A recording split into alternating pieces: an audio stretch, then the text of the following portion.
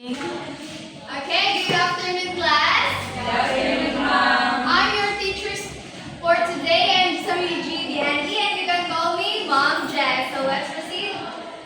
So our module for today is all about module 2, evaluating historical data.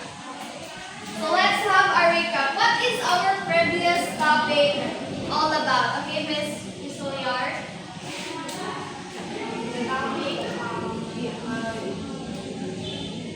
Topic reality is about external and internal existence, but I guess today is more specific. Okay, very good. You're right, Mr. Soliar. Okay, let's proceed to our main topic. So our main topic for today is all about internal criticism and historical data evaluation. Internal means deeper investigation. When we say kung mag-discover ka ng mga document, dili tayo na sadya basta-basta paniniwalaan ng mga isang researchers. Dahil kung walang ebidensya or mga document na napakita sa kanila is dili na sadya iingon nga wala dyan na sadya related na sadya sa history. So dapat deeper investigation before ipakita sa kadaghanan. Okay, let's proceed. So what ang gingon nila internal criticism means deeper investigation. So please read in chorus. External criticism focuses on examining the internal characteristics and qualities of the historical data itself. When evaluating data internally, consider the following. So it means kanagaling kung maghimo ka na mga documents, it should be kanagaling nahitabog gid na sadya before pa mga events. So para mahimuan sadya na mga characteristics nga dapat ma-qualify sadya as a historical data. So first is source analysis. Do you have any idea what is source analysis? Okay, Miss Elisana?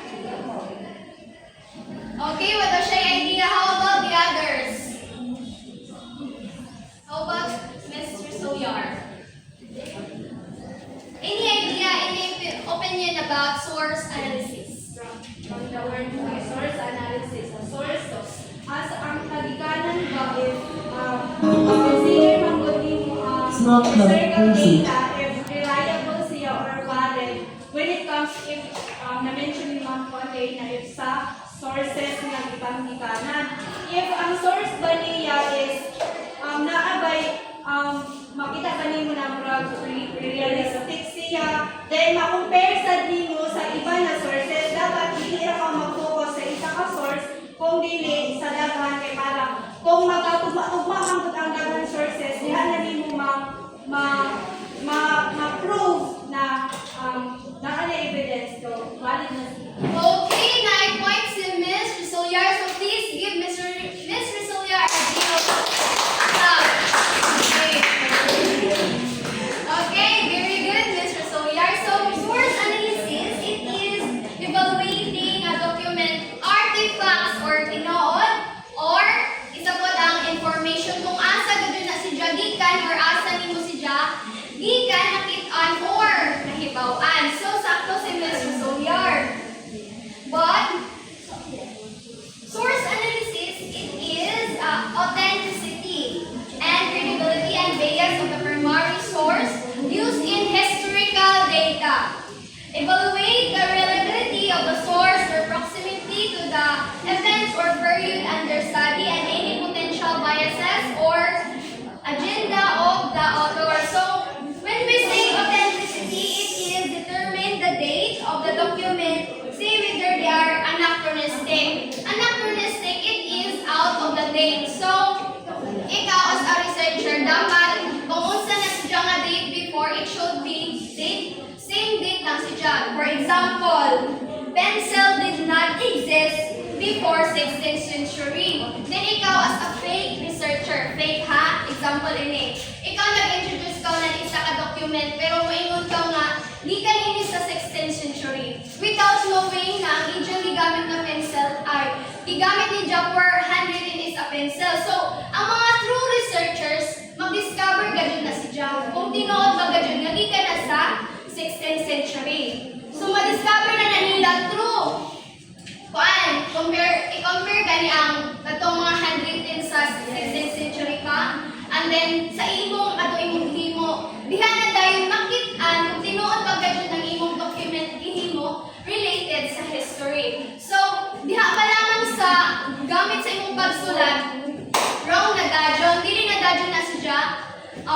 Basta-basta katuohan since that ang imong gigamit ana nga since that imong gigamit ana nga pagsulat is pencil man. Kaya ang pencil before or sa 16th century pa, wala pa siya nag-exist. Okay? Nag-gets na ba ang kuan? Yes, ma'am. Ang authenticity? Okay, very good. Okay, let's proceed to credibility. Credibility means identification of the author. Okay, sa gusto tag-iya na nga document. For example, since Rizal, do you think maang una nimo nga na may original nga nag-author ana? Yes. Okay, very good. So, dili na gadyo pwede. Kay nanay tag-iya ana. Even, imo pa na ako ng konon, dili gadyo na nimo. Dili gadyo na maimo tungod kay naman siya evidences nga siya ang naghimo. May I right? Yes. Okay, let's proceed to consistency and coherent. Ma'am, what is consistency and coherent? Okay. Miss Corsa, what is consistency? Any idea or opinion nga bigan lang sa imo? No wrong answer. Right, ma'am. I think sa sources dapat consistency yan. Okay, very good. 9 points si Miss Corsa. How about same? Okay. When we say how about coherent? Okay, Miss Maningo. Do you have any idea what is coherent? Can you please soften your voice? Consistency and para sa ako, good more consistent and kuhaan siya. Bali, dapat naabit daw ang consistent ito yung information bitaw i-have basis sa usa ka data or kuhaan. how about the coherent? Okay, very good. Please give them a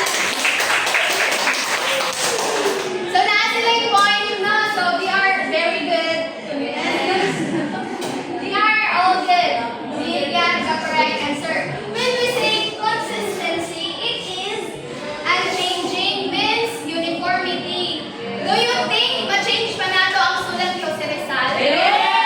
Do you think ma-change pa nato ang iyang font? No. How about iyang text? Yes. Kasi next, ingot og yes. Hala, Miss Rizal na nga lang. Pwede ko man siya ma-change. Baguhan po, ma'am. Mag-iingat bitaw na para sa awang paper. Okay, mga mga question. When we say consistency, it is unchanging man.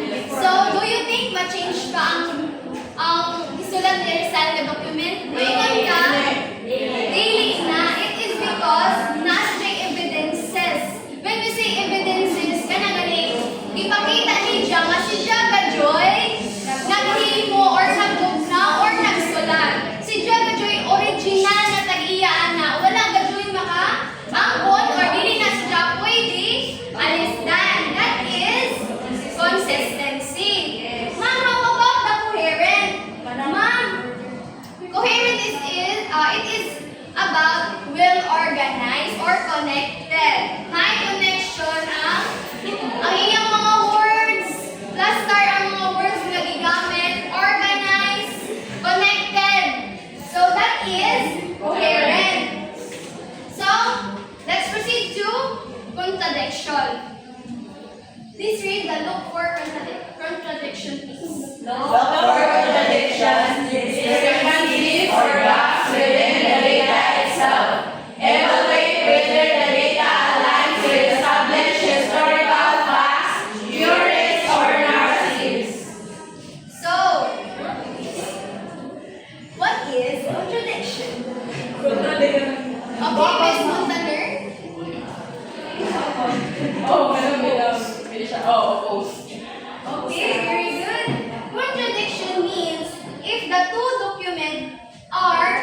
created or ideas, all of them are true. Okay, bale. I created document. So, nag-create ko si, ako, then si Rizal. Then, nana, gitapad ng duha ka document. If ang researcher mag-investigate or magbasa ng duha ka document nga ako gihimo o gihimo ni Jose Rizal, if itapad na si Jadin mag-investigate ang researcher is may mo siya, ay, pareha lagi mo opinion, pareha mong idea, which is mao na ang sakto. It is because same mo og gistudyhan, same mo og kuhaan ng sources. Dapat same mo opinion or ideas ninyo. But dili pud ingon nga kung sa iyang gihimo mo imong sundon. Di ba? Kay matawag pud kaana bansa man. Then ingana. So dapat same lang mo og idea or opinion.